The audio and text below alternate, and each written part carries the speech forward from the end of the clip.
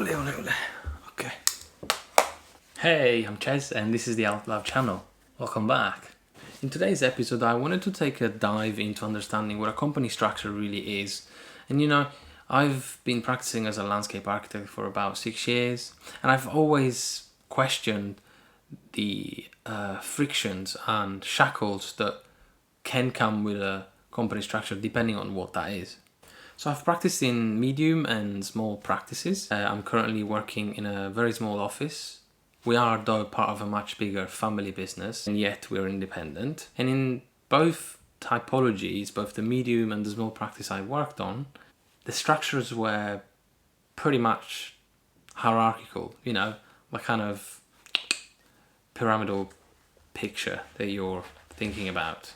Seems like that's the most common structure there is in the architectural business. But I've also worked kind of alone, as a freelancer, and in that case I had to take my own decisions, being able to be responsible for such decisions, and that was great. And I'm also working with a design collective as a partner with a group of ex-students from the University of Greenwich, and together we built this multidisciplinary design collective. Shout out to the Sandwich Club Collective, by the way. I'll make sure to put the website and the link to our social media so that you can have a look, so just make sure you go into the description. And so, for example, in this design collective, the company structure is pretty much flat and everyone's got an equal say. What's really key is that we all rely on each other's experience, and that's what's making it really successful. So you can see that there are different models, different company structure. There's the more traditional one, the centralized, and the flat horizontal one.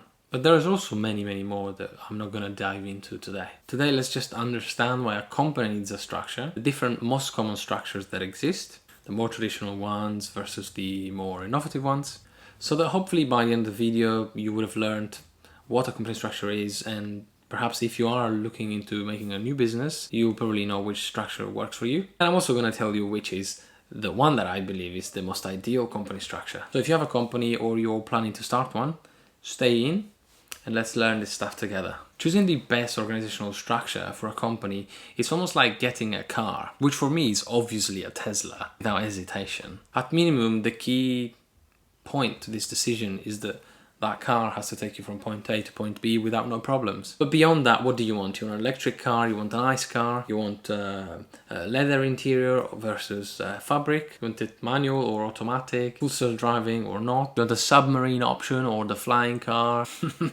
So really, what is a company structure? A structure is a way to outline how activities in a company run, how they're organized and directed so that the company can achieve its own targets. A company also has a structure so that it can determine the flow of information within, kind of management which individuals and work will follow, if there's hierarchy or not. Also, that a company can operate efficiently and in a successful manner. For example, having a structure means that every single person in the business would know their responsibilities, their key tasks, and therefore this basically promotes efficiency, productivity, and clarity. Two most common models are the centralized company structure, also called vertical organization, and it looks like that.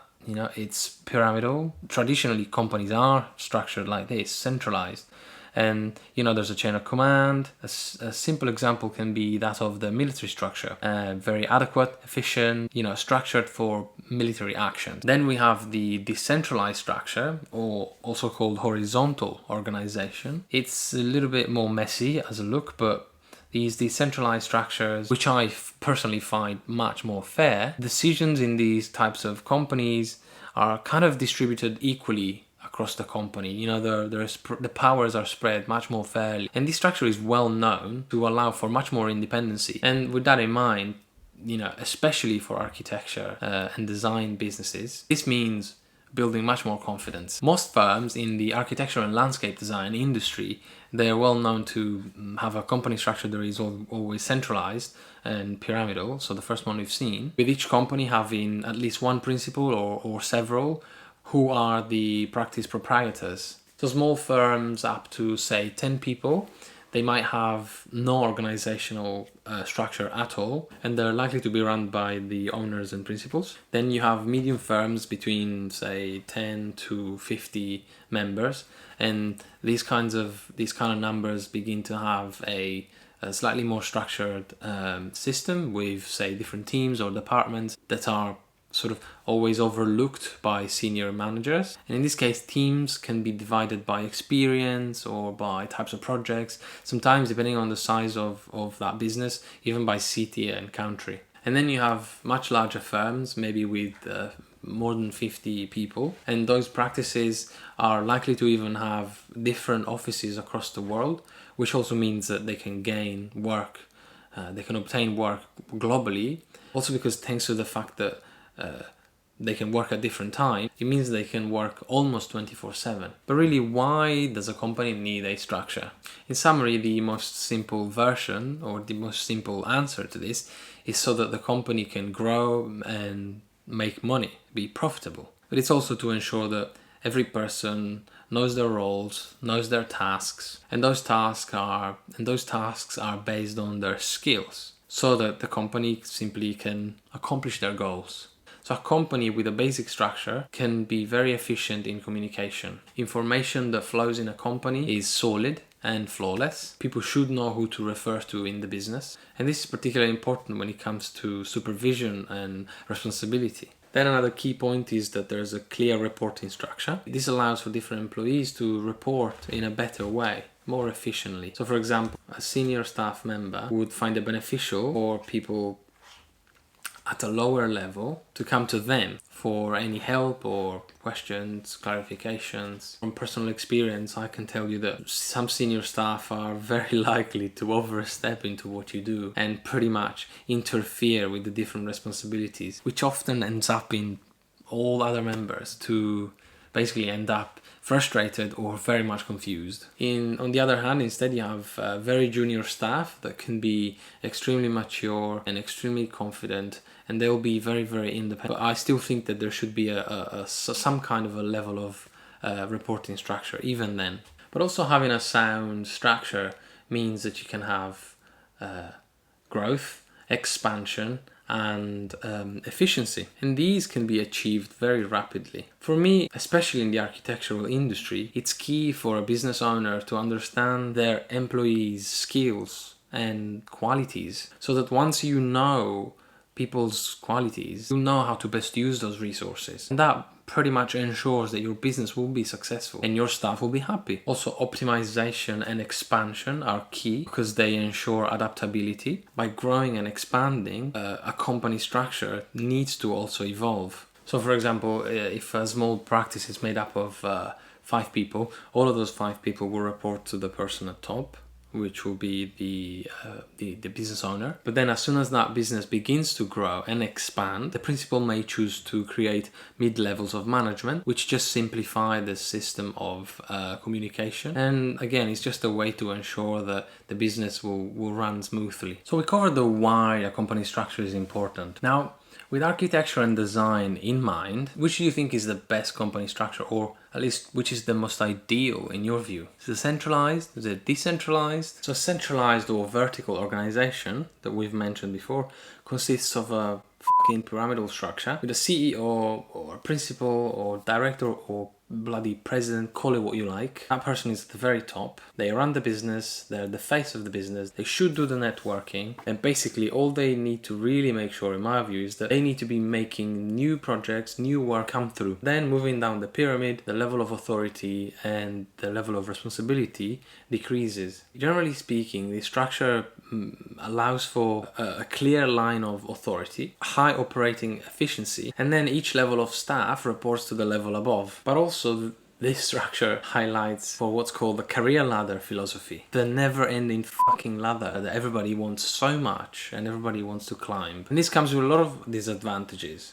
Employees can feel devalued. It leaves a lot of space for those who I call parasites, who are better speakers, and they simply grow with the knowledge of others. Then we have the please the boss kind of philosophy, and many more. But also centralized model can have the risk of having a very weak leadership at the top. And so if that leadership is weak, then the whole business can collapse. I think most architectural and landscape architectural practice use a centralized model, with one or a few people at the top making the most important decisions and most of the money. And as frustrating as often that can be, it's only fair. Those people are the owners and they're the ones who build the business, at least when that's the case. On the other hand, the horizontal flat model offers a much more blurred situation. A horizontal structure is made up of less and less layers and less departments. Rather, individuals take ownership of certain aspects of the business, certain tasks or roles to which, well, they are most suited for. So for example, if I'm a skilled Revit user and I'm also very passionate about it and I always want to innovate, then I would almost automatically become that point of reference. But this doesn't mean that all of a sudden I become the Revit manager, you know? It simply just means that if I'm really good at that, if I really exceed with that, then I become the person people go to for advice, for questions, for help. And so basically, a horizontal structure allows people to identify certain skills in certain people and really make them shine. Often, there is no titles. There's not 100 titles of junior, senior, associate, senior, and whatever, you know? And that, I think, it's a great advantage because, first of all, it takes away all the pressure of the career ladder philosophy and gives a lot more freedom to people, which means that employees may feel much more satisfaction by that. They can be much more free and have greater autonomy. Freedom and autonomy means so much.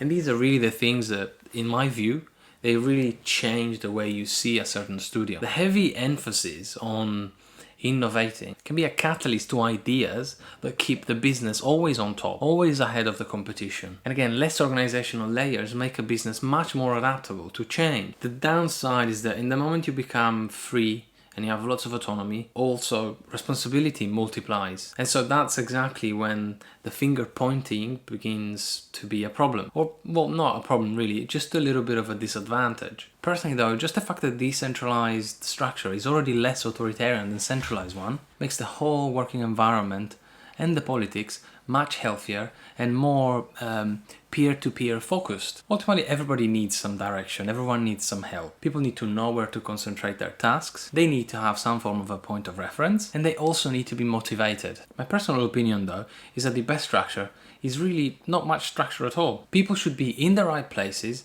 because of their experiences and their passions. By spreading healthy culture and the best designers, no egos, the focus should be to solving the problems. And that's the only thing that matters. All else is noise, horse shit. I'm just so obsessed with Elon Musk and all of his companies, which, don't get me wrong, they do have some form of a basic structure. But there is no politics or culture of the same kind that you'll find in the architectural industry.